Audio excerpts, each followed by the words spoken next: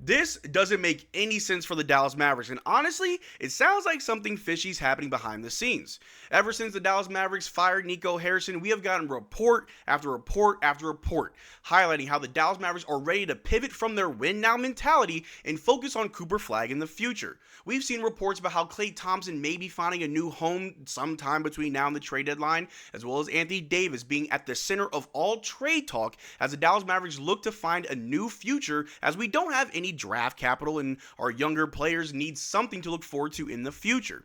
And we also went over many reports on this channel highlighting how it's Mark Cuban who is now in the driver's seat, being leaned on heavily by Patrick Dumont to make the decisions moving forward. And just yesterday, we got a slew of reports showing how the Dallas Mavericks are ready to pretty much clear house entirely and focus 110% on Cooper Flagg.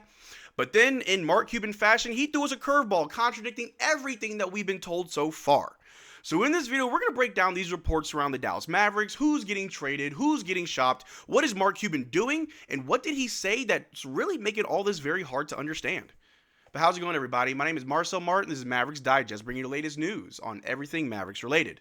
And before we get started with today's video, we're currently sitting at 23,009 subscribers.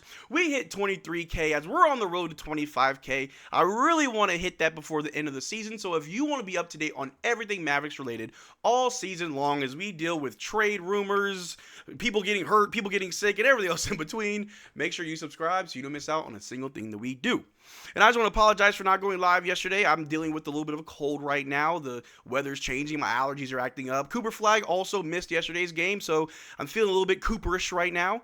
But besides all that, the Dallas Mavericks are seriously in a very weird situation. We seriously cannot find a way to win games. Guys are getting hurt. Guys are getting sick. It really is a repeat of last season, and a lot of fans are asking for a rebuild, or some fans are asking for a retool. But regardless of what side of the fence you're on, fans want to change. And after the firing of Nico Harrison, fans thought we'd finally get that change. We heard that Mark Cuban was back in charge, that he's leading the front on what this team is going to do. But then we're starting to get reports showing that, okay, we're going in a direction, and then we're getting other reports showing that we're going in a completely other direction.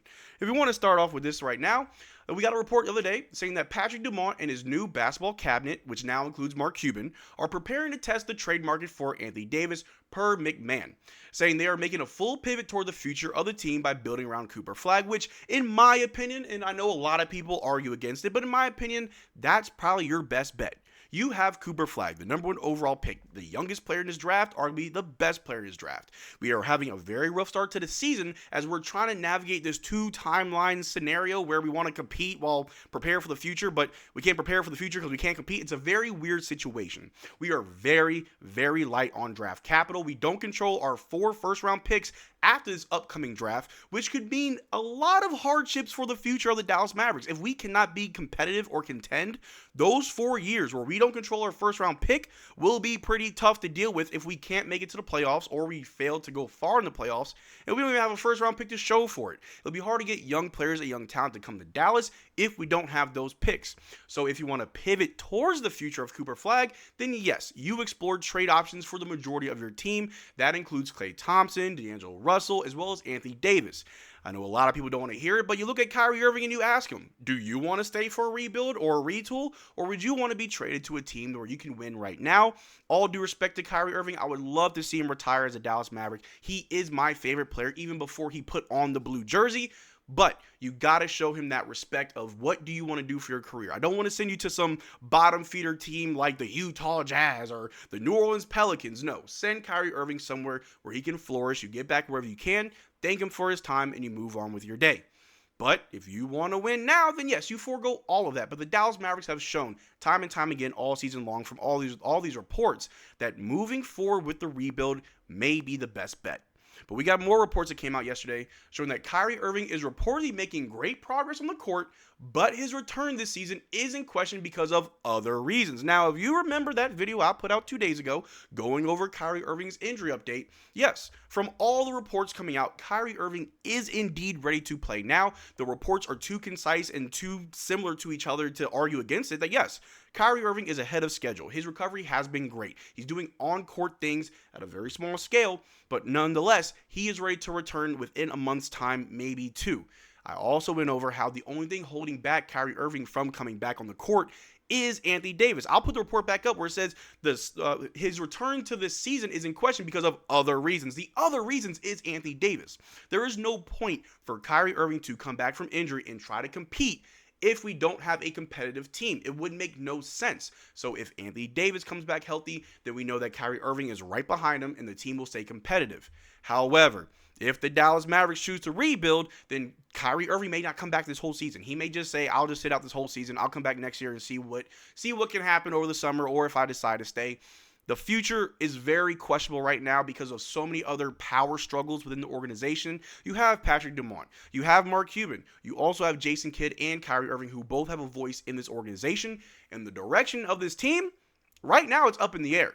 Kyrie Irving could come back as soon as probably the end of this year or probably January, right before All-Star break at the very latest. But if we don't have Anthony Davis in a competitive team as we trade the most of our competitive pieces, then what's the point of Kyrie Irving returning?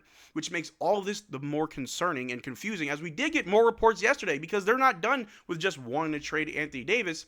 But Bobby Marks on the Mavericks financial situation, saying it's probably the most dire that's been ever in franchise history. Not only are we over the first apron, we're also dealing with no draft capital. Do we make a trade? Do we not make a trade? Things are getting pretty tough, but we also got the report showing that Klay Thompson reportedly understands there is a high chance the Mavericks trade him.